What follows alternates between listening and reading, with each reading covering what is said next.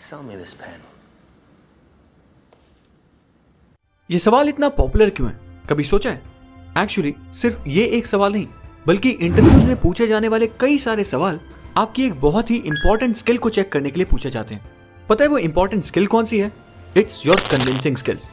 Because आप किसी से अपनी बात मनवा पाते हो या नहीं, अपने प्रोडक्ट, अपनी सर्विस या फिर अपने आइडियाज को आप किसी इंसान को बेच पाते हो या नहीं, इनफैक्ट कोई गलती होने पर आप खुद को डिफेंड कर पाते हो या नहीं, ये सब कुछ आपकी कन्विंसिंग स्किल्स पे डिपेंड करता है। एंड आज इस वीडियो में मैं आपकी कन्विंसिंग स्किल्स को इंप्रूव करने के लिए ह्यूमन बिहेवियर और साइकोलॉजी से रिलेटेड 3 इंपॉर्टेंट पॉइंट्स को डिस्कस करने वाला हूँ। ये सारे ही पॉइंट्स बहुत इंपॉर्टेंट हैं, सो इस वीडियो को एंड तक जरूर देखना। Let's start. Point number 1, getting your ideas accepted. आज से कुछ साल पहले की बात है। वेसन नाम का एक सेल्स एजेंट था जो कि एक डिजाइन स्टूडियो के लिए काम किया करता था। मिस्टर वेसन की मेन कमाई होती थी उस स्टूडियो में बनाए गए स्केचेस को कुछ स्टाइलिस्ट और टेक्सटाइल मैन्युफैक्चरर्स को बेचकर। मतलब इन स्केचेस को बेचकर जो कमीशन मिलता था वो वेसन के लिए एक मेजर कमाई का जरिया था। लेकिन अच्छी कमीशन तो तभी मिलेगी ना जब ज्यादा और बड़े ऑर्डर्स आएंगे। और बस वेसन भी इसी वजह से स्ट्रगल कर रहा था, क्योंकि न्यूयॉर्क का एक बहुत ही फेमस स्टाइलिस्ट जो कि बड़े ऑर्डर्स दे सकता था, वो वेसन की डील्स को बार बार रिजेक्ट कर देता था। इनफैक्ट मिस्टर वेसन की डील्स को रिजेक्ट करने का ये सिलसिला पिछले 3 साल से चल रहा था। और सबसे हैरानी की बात तो ये थी कि वो फेमस स्टाइलिस्ट पिछले 3 सालों से हर हफ्ते मिस्टर वेसन को मिलने के लिए एंड स्केचेस देखने के लिए बुलाता जरूर था, पर मीटिंग के दौरान जब मिस्टर वेसन उसे स्केचेस दिखाते थे तो वो उन स्केचेस को कुछ देर गौर से देखता था और फिर हर बार कह देता था कि मिस्टर वेसन, आई थिंक ये स्केचेस अभी मेरे ज्यादा काम नहीं आ पाएंगे, बट क्या पता शायद अगले हफ्ते आपका कोई स्केच मुझे पसंद आ जाए, बट इस वीक तो मैं आपको कोई ऑर्डर नहीं दे पाऊंगा। 3 साल लगातार रिजेक्शंस फेस करने के बाद मिस्टर वेसन ऑलमोस्ट हार मान ही चुके थे, लेकिन फिर भी हिम्मत करके उन्होंने एक लास्ट बार उन स्केचेस को उस फेमस स्टाइलिस्ट को बेचने की कोशिश की। लेकिन इस बार अप्रोच थोड़ी अलग थी। उन्होंने स्टाइलिस्ट से मीटिंग करने से पहले कुछ दिन बैठकर ह्यूमन बिहेवियर के बारे में थोड़ी स्टडी करी और पता लगाया कि कैसे एक इंसान के डिसीजन को इन्फ्लुएंस किया जा सकता है। फिर उन्होंने कुछ ऐसा किया, वो अपने डिजाइन स्टूडियो में गए और इस बार फुली प्रिपेयर्ड स्केचेस को उठाने के बजाय उन्होंने कुछ हाफ प्रिपेयर्ड स्केचेस को उस मीटिंग में शो करने के लिए उठा लिया। ये स्केचेस अभी बस 70-80% ही कंप्लीट हुए थे और इन स्केचेस पर अभी भी थोड़ा फाइनल टच बाकी था। वेसन ने ये स्केचेस उठाए और उस स्टाइलिस्ट से मिलने उसके ऑफिस पहुंच गए। लेकिन इस बार उन्होंने स्टाइलिस्ट को स्केचेस बेचने की कोशिश नहीं की, बल्कि एक एक करके उस स्टाइलिस्ट को वो सारे स्केचेस दिखाने शुरू किए और उस स्टाइलिस्ट से पूछा कि सर, मैं ये स्केचेस आपके लिए बनवा रहा हूँ, बट मुझे आपसे थोड़ी सलाह चाहिए थी। क्या आप अपने एक्सपीरियंस से मुझे बता सकते हो कि इन स्केचेस पर अब मुझे किस तरह का फाइनल टच करवाना चाहिए ताकि ये स्केचेस एकदम बेमिसाल दिखने लग जाएं? पता है उस स्टाइलिस्ट ने क्या किया? उसने गौर से वो स्केच देखने शुरू कर दिए और थोड़ी देर बाद मिस्टर वेसन को कहा कि प्लीज आप ये सारे स्केचेस मेरे पास ही छोड़ जाओ और 3 दिन बाद मैं आपको अपने फाइनल सजेशंस बताता हूँ। लेकिन 3 दिन बाद उस स्टाइलिस्ट ने सिर्फ सजेशन नहीं दिए, बल्कि उसने मिस्टर वेसन को फोन करके अपने ऑफिस बुलाया और बोला कि फटाफट इन स्केचेस को कंप्लीट करके दिखाओ, ये मेरे आइडियाज को यूज करने के बाद कैसे दिखते हैं। कंप्लीट होते ही मुझे कॉल करना। फिर सोचो क्या हुआ होगा। उसने सारे स्केचेस देखे और एक साथ वो सारे स्केचेस खरीद लिए। सो द लेसन इज कि किसी भी इंसान को ये पसंद नहीं होता कि कोई उसे कुछ बेचने की या ऑर्डर देने की कोशिश करे। लोग अपनी मर्जी चलाना और अपने आइडियाज को डिस्कस करना पसंद करते हैं। एंड जब उनके आइडियाज को इंपॉर्टेंस दी जाती है तो उन्हें एक विक्ट्री जैसी फीलिंग का एहसास होता है। एंड इस स्टोरी में भी कुछ ऐसा ही हुआ था। Point number 2, the secret of Socrates. आपने डायलॉग जरूर सुना होगा, एक बार जो मैंने कमिटमेंट कर दी तो मैं अपने आप की भी नहीं सुनता।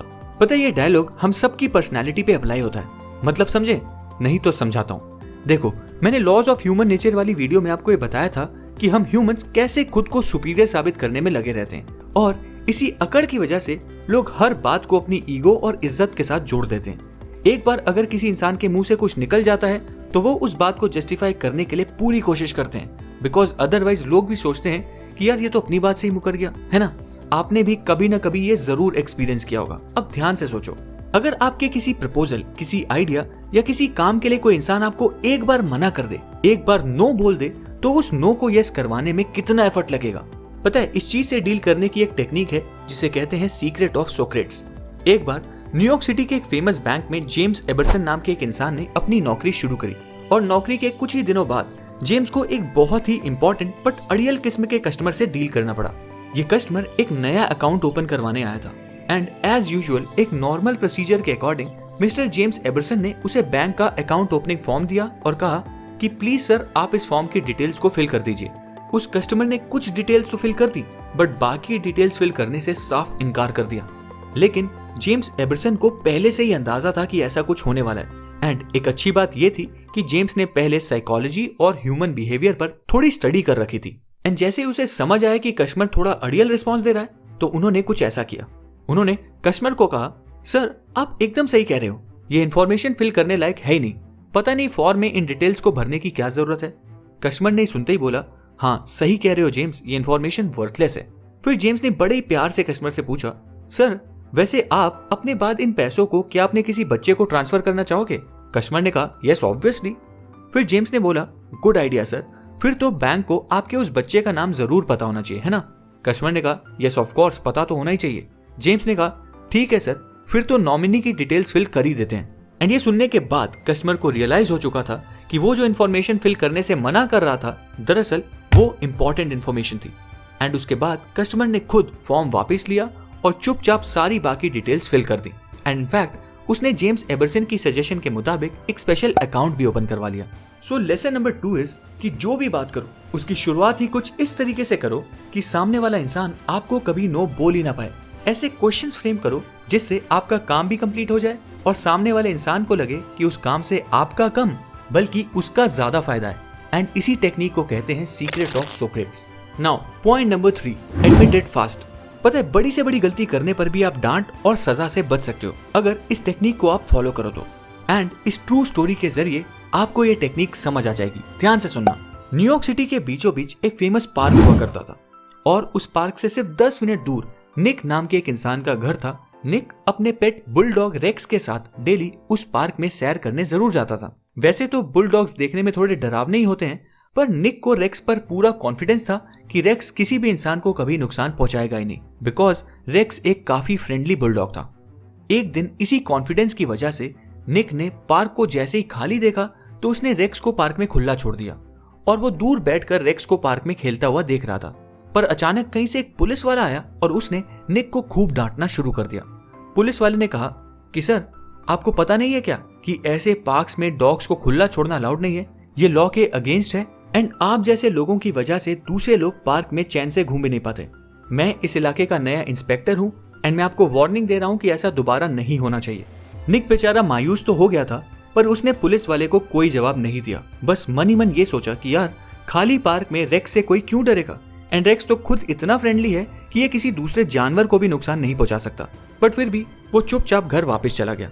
बट एक दिन दोबारा कुछ ऐसा ही हुआ। निक ने जैसे ही रेक्स को पार्क में खुला छोड़ा उसे दूर से वो पुलिस वाला आता हुआ दिख गया। लेकिन निक ने तुरंत ये टेक्निक यूज करी। इससे पहले कि ऑफिसर उसे कुछ बोलता उसने तुरंत ऑफिसर को कहा कि सर आज मुझसे फिर से ये बड़ी गलती हुई है एंड मैं सजा के ही लायक हूँ। मैं कोई एक्सक्यूज नहीं देना चाहूंगा और ना ही मेरी ये गलती इस बार माफी के लायक है। आपने मुझे लास्ट टाइम प्यार से समझाया था बट आज मैं फिर वही गलती कर बैठा। बस इतना ही बोलने की देर थी कि पुलिस वाले ने निक के कंधे पर हाथ रखा और कहा, अरे अरे इतनी भी बड़ी गलती नहीं करी है यार, पार्क अभी खाली है एंड वैसे भी तुम समझदार लगते हो। मुझे पता है कि तुमने कुछ सोच समझ कर ही अपने डॉग को खुला छोड़ा होगा। निक फिर भी शांत नहीं हुआ। उसने तुरंत बोला, नहीं सर बट फिर भी this is against the law so I am genuinely very sorry and guilty. Police वाले ने बोला, यार इतना सीरियस होने की कोई जरूरत नहीं है। तुम एक काम करो, इस डॉग को ना साथ वाले पार्क में ले जाया करो। उस पार्क में यूजुअली लोग सिर्फ पेट डॉग्स को ही लाते हैं एंड वो पार्क खाली भी रहता है। तुम अपने डॉग को आराम से वहां खुला छोड़ सकते हो। एंड नाउ देखा आपने, कुछ इस तरह निक को जो डांट पड़ने वाली थी या जो सजा मिलने वाली थी वो आसानी से टल गई। सो द लेसन इज कि जब भी गलती हो जाए ना तो तुरंत अपनी मिस्टेक को एक्सेप्ट करो और सामने वाले को ऐसा फील कराओ कि आप उसे इंपॉर्टेंस देते हो, आप उसकी बात की रिस्पेक्ट करते हो बट फिर भी आपसे वो गलती हो गई है and you are really sorry for that mistake. और बस अगर आप इन 3 लेसन्स को भी अपनी लाइफ में ठीक से अप्लाई कर लोगे तो आप लोगों को कन्विंस करने के मामले में एक एक्सपर्ट बन जाओगे। इसी के साथ ये वीडियो यहीं समाप्त हुई। उम्मीद है आपको ये वीडियो पसंद आई होगी। अगर आपको ये वीडियो पसंद आई है तो इस वीडियो को लाइक करें, इस चैनल को सब्सक्राइब करें और बेल आइकन दबाएं फ्यूचर वीडियो अपडेट्स के लिए। Thank you.